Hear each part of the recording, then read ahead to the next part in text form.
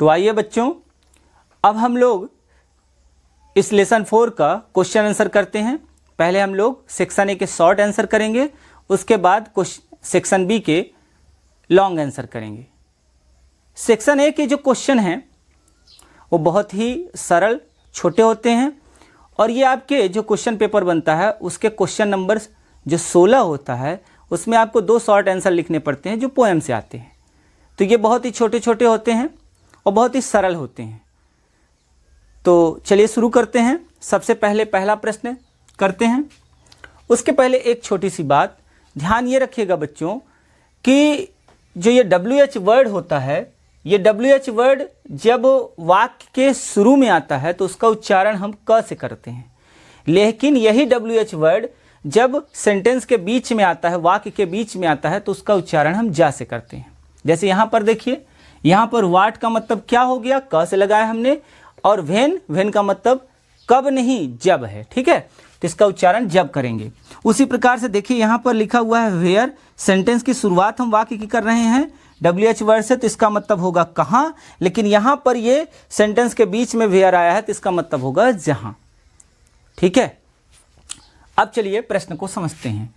What happens when the poet looks at the children playing?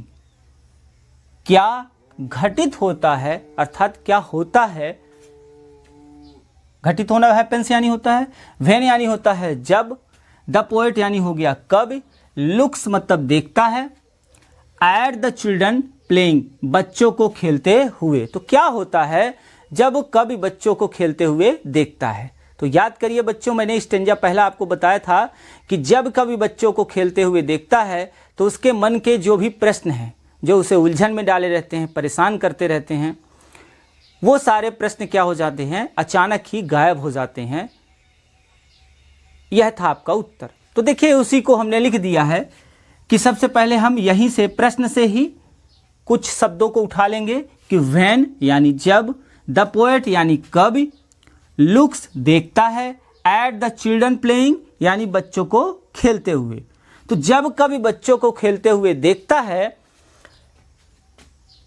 तो क्या होता है, हिज आल वरीज उसकी सभी चिंताएं, एंड कंफ्यूजन्स, कंफ्यूजन मतलब क्या होता है, कंफ्यूजन जो परेशान करे, उलझन में करे। डिसअपियर, डिसअपियर मतलब होता है क्या, विलुप्त हो जाना, समाप्त हो जाना, हट जाना।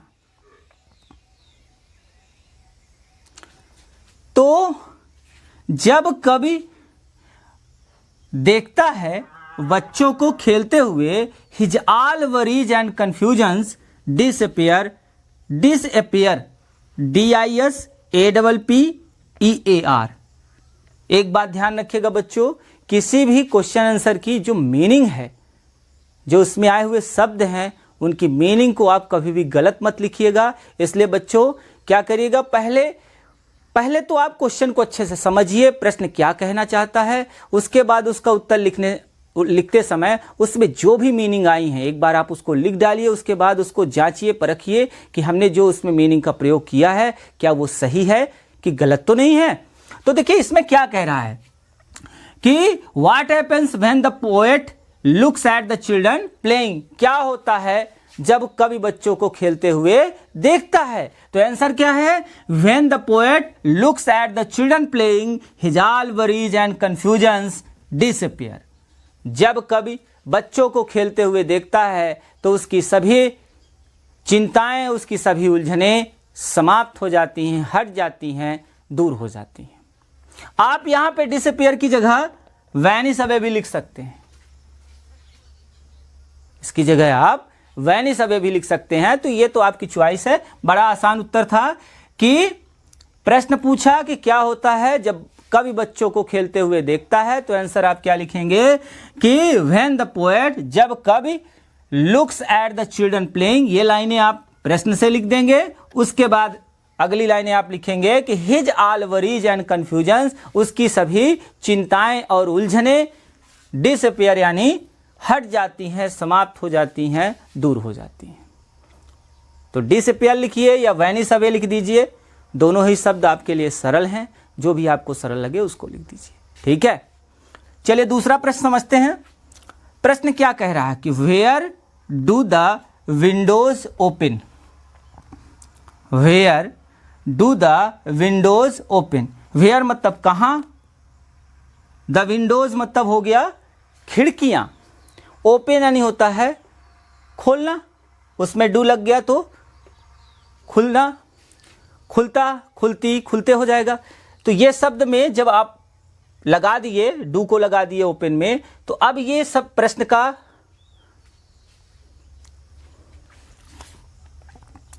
आइए देखते हैं दूसरा प्रश्न बच्चों क्या कहता है कि where do the windows open. Where मतलब कहाँ, विंडोज मतलब खिड़कियां, ओपन यानी खोलना, खुलना। तो कहता है कि where do the windows open, खिड़कियां कहां खुलती हैं, खिड़कियां कहां खुलती हैं। तो मैंने आपको जो दूसरा स्टेंजा बताया था उसमें मैंने आपको बताया था कि खिड़कियां जो है पूर्वी दिशा की ओर खुलती हैं जहां सूर्य का उदय होता है। खिड़कियां पूर्व दिशा की ओर खुलती हैं जहां सूर्य का उदय होता है, या जहां सूर्य का उदय होता है वहीं पूर्वी खिड़कियां खुलती हैं। तो देखिए इसका आंसर हमने लिखा कि द विंडोज यानी खिड़कियां, द विंडोज ओपन। देखिए यहां पे ध्यान रखिएगा कि अगर यहां पर डज आया होता और एक वचन करता होता तब तो यहां पर हम ओपन्स कर देते, लेकिन यहां पर कर्ता हमारा विंडोज जो है यानी सब्जेक्ट जो है प्लूरल है, बहुवचन है, इसलिए हम इसको ओपन ही रखने देंगे। तो द विंडोज ओपन, खिड़कियां खुलती हैं towards the eastern side. Towards मतलब की ओर, द ईस्टर्न साइड मतलब हो गया पूर्वी दिशा। ईस्टर्न साइड मतलब क्या हो गया, पूर्वी दिशा की ओर। वेयर, वेयर मतलब क्या हो गया यहां पर, जहां। देखिए यहां पर इसका अर्थ क्या हुआ, कहां, और यहां पर क्या हुआ, जहां। द सन राइजेज यानी सूर्य उगता है। फिर से एक बार देखिए, the windows open toward the eastern side, the windows open toward the eastern side where the sun rises. खिड़कियां पूर्वी दिशा में खुलती हैं जहां सूर्य का उदय होता है, या यह कह सकते हैं जहां सूर्य उगता है। तो आइए बच्चों क्वेश्चन नंबर 3 समझते हैं इस सेक्शन ए का। क्वेश्चन क्या कह रहा है कि व्हाट लाइज। देखिए यहां शब्द आया है लाइज। लाइज के दो अर्थ निकलते हैं, नाउन के रूप में अलग और वर्ब के रूप में अलग। नाउन के रूप में इसका अर्थ होता है झूठ बोलना, झूठ होता है। और वर्ब के अर्थ में क्या होता है, रहना, होना। तो कह रहा है कि व्हाट लाइज, क्या होता है, क्या रहता है, इन द हार्ट्स, हृदय में, ऑफ द चिल्ड्रन यानी बच्चों के। कवि कहता है, कवि का नाम तो आपको अच्छे से याद है, क्या याद है, H.W. लॉन्गफेलो। चिल्ड्रन लेसन का जो कवि है चिल्ड्रन लेसन के, उनका नाम क्या है, H.W. लॉन्गफेलो। तो क्वेश्चन क्या कहता है बच्चों, देखिए कि what lies in the hearts of the children, क्या होता है। देखिए यहां पे मैंने आपको बताया है कि अंग्रेजी के शब्दों को जब उसके कई आप प्रयोग, कई आप उसके अर्थ को समझेंगे तब आपको अंग्रेजी बहुत ही सरल लगेगी उसे समझने में। तो यहां पे कह रहा है कि व्हाट लाइज, क्या होता है, क्या रहता है, इन the hearts of the children. In the heart यानी क्या हुआ, हृदय में, किसके, बच्चों के। तो बच्चों के हृदय में क्या होता है, क्या रहता है, यह कवि पूछ रहा है। तो याद करिए बच्चों, हमने तीसरा स्टेंजा पढ़ा था कि in your hearts words and sunshine. अगर आपको याद होगा तो मैंने तीसरा स्टेंजा आपको पढ़ाया था, in your hearts words and sunshine. तुम्हारे हृदय में क्या है, पक्षी हैं और सूर्य की चमक है, सूर्य की रोशनी है। तो यही मैंने आपके उत्तर में लिखा कि there are the birds and the sunshine, there are the birds and the sunshine. There are the birds and the sunshine in the hearts of the children. बच्चों के हृदय में पक्षी और सूर्य की चमक होती है, चमक है। कैसे लिखेंगे कि there are words and the sunshine, there are words and the sunshine in the hearts of the children. बच्चों के हृदय में पक्षी और सूर्य की चमक होती है। प्रश्न क्या पूछा कि बच्चों के हृदय में क्या होता है, क्या रहता है? तो बच्चों के हृदय में पक्षी और सूर्य की चमक होती है। तो ये है आपका क्वेश्चन नंबर 3 सेक्शन 1। आइए क्वेश्चन नंबर 4 को समझते हैं। बड़ा ही प्यारा क्वेश्चन है। देखिए क्या कह रहा है कि वाट मतलब हो गया क्या, द सहायक क्रिया है। द पोएट यानी क्या हो गया, कवि। कंपेयर, कंपेयर मतलब होता है तुलना करना। विथ के साथ, यस से। केरेसिस, मैंने आपको बताया था केरेसिस मतलब क्या होता है, कोमल स्पर्श। बच्चों का जो कोमल स्पर्श होता है, मर्म स्पर्श होता है, उसे क्या बोलते हैं, केरेसिस। ऑफ द चिल्ड्रन यानी बच्चों का। एंड देयर लुक्स, लुक्स का मतलब क्या होता है, चेहरा, रूप। तो कवि कहता है कि व्हाट डज द पोएट, प्रश्न कहता है कि what does the poet compares with the caresses of children. कवि तुलना करता है किसके साथ? प्रश्न कहता है कि कवि तुलना करता है किसके साथ, बच्चों के, किसकी, उनके कोमल स्पर्श की और उनके सुंदर जो रूप है, जो उनका चेहरा है, उसकी तुलना कवि किससे करता है? कवि बच्चों के सुंदर चेहरे और उनके दुलार की, उनके कोमल स्पर्श की, उनके मर्म स्पर्श की तुलना किससे करता है? तो याद करिए, आप लोगों ने वो स्टेंजा पढ़ा कि जिसमें यह कहा गया कि हमारी सभी चतुर योजनाएं और किताबों की क्या बुद्धिमत्ता, बुद्धिमानी, कि बच्चों के कोमल स्पर्श और उनके सुंदर चेहरे के आगे कुछ भी नहीं है। हम लोगों ने चौथे स्टेंजा में ये पढ़ा था। तो देखिए यही उत्तर है। क्या कह रहा है कि what does the poet compares with the caresses of children and their looks.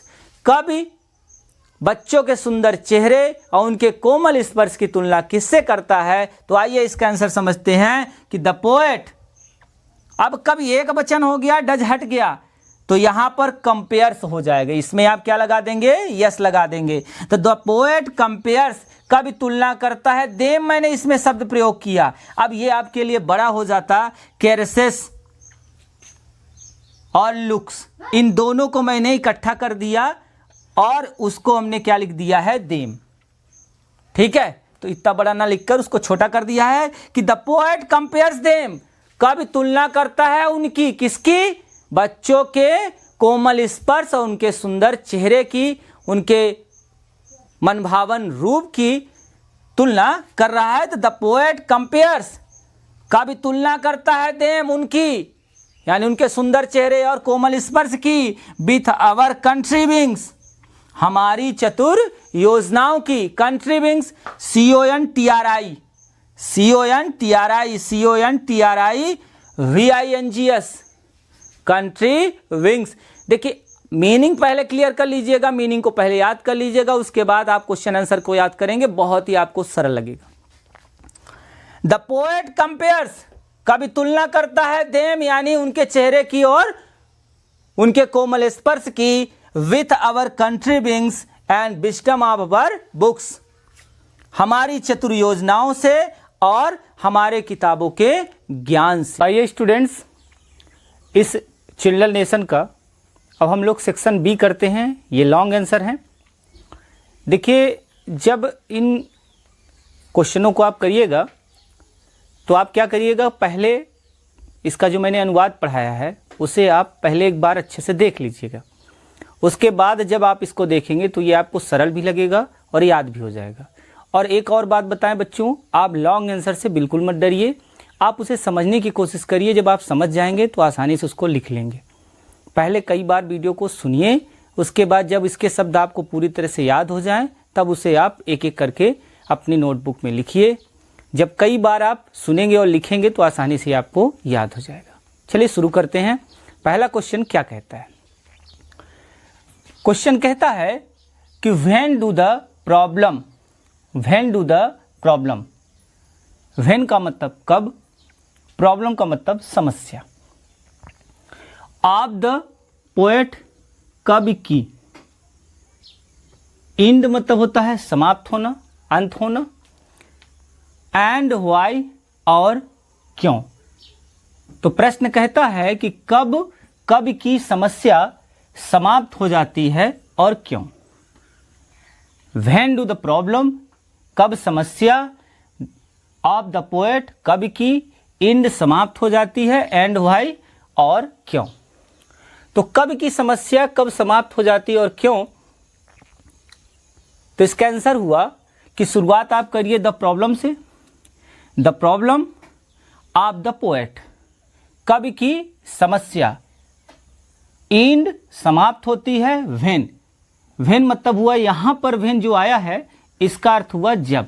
यहां पर व्हेन जो प्रश्न में आया था इसका मतलब क्या हुआ, कब। मैंने आपको बताया था कि WH वर्ड से जब सेंटेंस की शुरुआत होगी तब उसका उच्चारण आप क से करेंगे, लेकिन वही WH वर्ड जब सेंटेंस के बीच में आएगा तो उसका उच्चारण आप ज्या से करेंगे।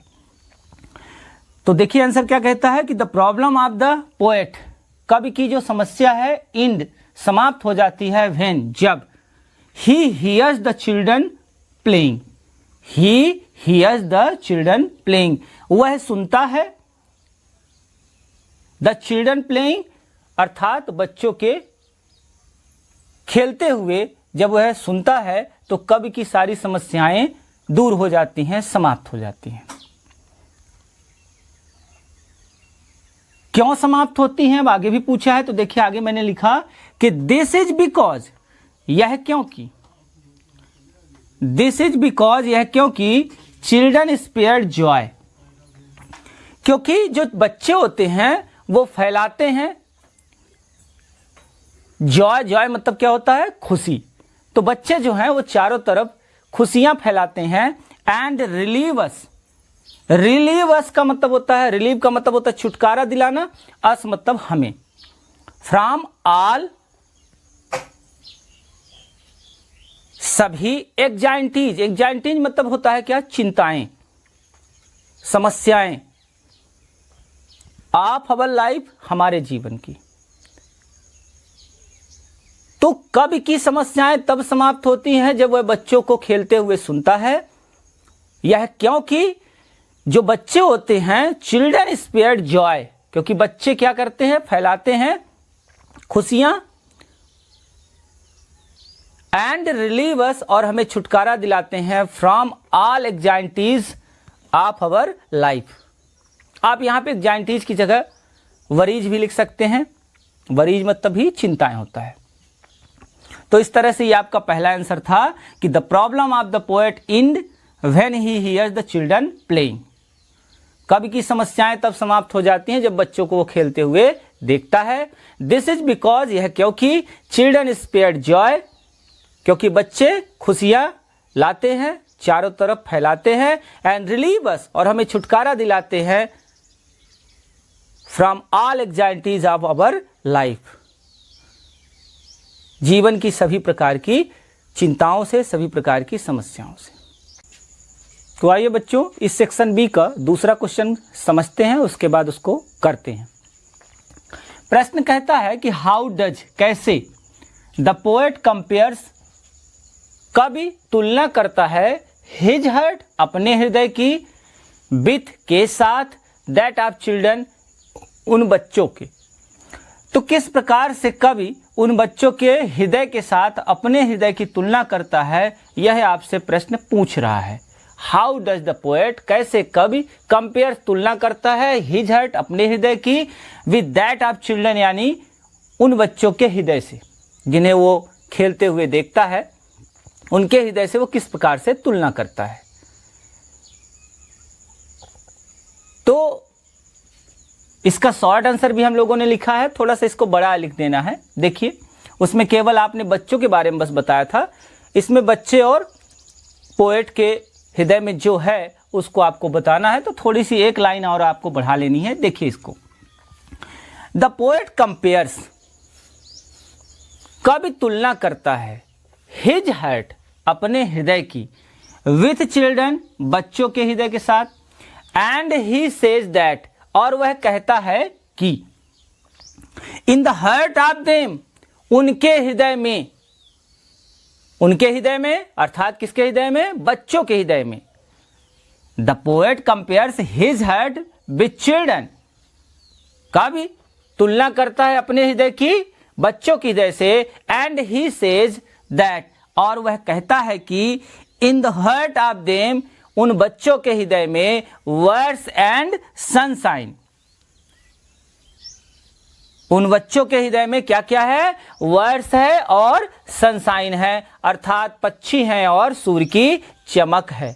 बट इन हिज हार्ट, किंतु उसके हृदय में, there are wind of autumn and the first fall of the snow. Stanza 3 में आपने इसको पढ़ा भी था अच्छे से, कि कवि कहता है कि बच्चों तुम्हारे हृदय में तो, तुम्हारे हृदय में तो पक्षी हैं, सूर्य की चमक है, लेकिन मेरे हृदय में क्या है? विंड ऑफ ऑटम, अर्थात पतझड़ की हवा है, और क्या है? The first fall of the snow, अर्थात पहला हिमपात। प्रश्न कहता है कि कवि किस प्रकार से बच्चों के हृदय से अपनी तुलना करता है, तो आपने उसमें बताया कि पहले प्रश्न से ही चीजें लिख लिया कि the poet compares his heart with children, कि कवि तुलना करता है अपने हृदय की बच्चों के हृदय से, एंड ही सेज दैट, और वह कहता है कि in the heart of them, उनके हृदय में, वर्ड्स एंड सनशाइन, उनके हृदय में पक्षी और सूर्य की चमक है। बट इन हिज हार्ट, लेकिन उसके हृदय में, there are wind of autumn, there are wind of autumn, अर्थात पतझड़ की हवा है, and the first fall of the snow,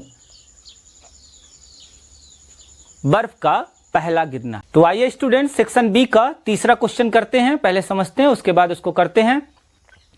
question कह रहा है कि what has the gladness of the children. Gladness of the children मतलब क्या हुआ? बच्चों की प्रसन्नता की। कंपेयर्ड विथ, किसके साथ तुलना की जा रही है? Do you agree with comparison, क्या आप सहमत हो? Do you agree with comparison, comparison मतलब ये होता है क्या? तुलना करना। तो क्या आप इस तुलना से सहमत हो?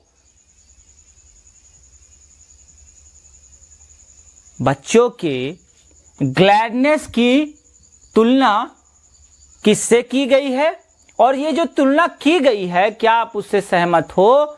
तो बच्चों की ग्लैडनेस की तुलना किससे की गई है? हमारे क्लीवर प्लान्स और विजडम ऑफ आवर बुक से की गई है, हमारी चतुर योजनाओं से, और जो हमारी पुस्तकों में जो ज्ञान भरा हुआ है, जो बुद्धिमानी भरी हुई है, उससे की गई है। तो प्रश्न ये पूछता है कि जो तुलना की गई है क्या वह सही की गई है, और अगर सही की गई है तो आप सहमत हैं, आप एग्री हैं कि नहीं है? एग्री मतलब होता है सहमत होना। तो देखिए आंसर क्या कहता है कि the gladness of the children, जो बच्चों के प्रसन्नता है, compared to the our clever plans, उनकी तुलना की गई है हमारी चतुर योजनाओं से। Compare to the our clever plan, तो हमारे क्लीवर प्लान से की गई है, and wisdom of our books से, हमारी जो किताबों में ज्ञान भरा हुआ है उससे की गई है बच्चों की प्रसन्नता की तुलना। अब पहले तो उसने पूछा किससे कंपेयर किया गया है, तो आपने बता दिया कि क्लेवर प्लान से हमारे, और विजडम ऑफ आवर बुक से किया गया है। अब पूछता है कि क्या आप इससे तुलना से एग्री हो? तो देखिए हाँ एग्री है। यस आई एग्री विथ, हाँ मैं इसके साथ एग्री हूं, सहमत हूं, आप इसमें बताएंगे और उसके बाद बताएंगे ऐसा क्यों। बिकॉज जॉय ऑफ लाइफ, यानी जीवन की जो खुशी होती है, is more precious than wisdom, जीवन की जो खुशी होती है is more precious than, precious मतलब होता है कीमती, यहां पे वैल्यूएबल भी आप लिख सकते हैं। प्रीसियस मतलब क्या होता है, कीमती, बेस कीमती, जैसे हीरा होता है बेस कीमती धातुओं में, इस तरह से। The gladness of the children compare to the our clever plans, तो बच्चों की प्रसन्नता की तुलना हमारे चतुर योजनाओं से अब विजडम ऑफ आवर बुक से की गई है, अर्थात किताबों की बुद्धिमानी से की गई है। अब यह प्रश्न पूछता है कि आप इस कंपैरिजन से सहमत हैं, तो आप बताएंगे यस आई एग्री विथ, हाँ मैं सहमत हूं इसके साथ। Because Joy of life, Joy of life का मतलब क्या होता है, जीवन की खुशी, जीवन की प्रसन्नता, is more precious than wisdom, joy of life is more precious than wisdom, जीवन की जो खुशी होती है वो अधिक कीमती होती है किताबों की बुद्धिमानी से। जीवन में इंसान खुशियां तलाश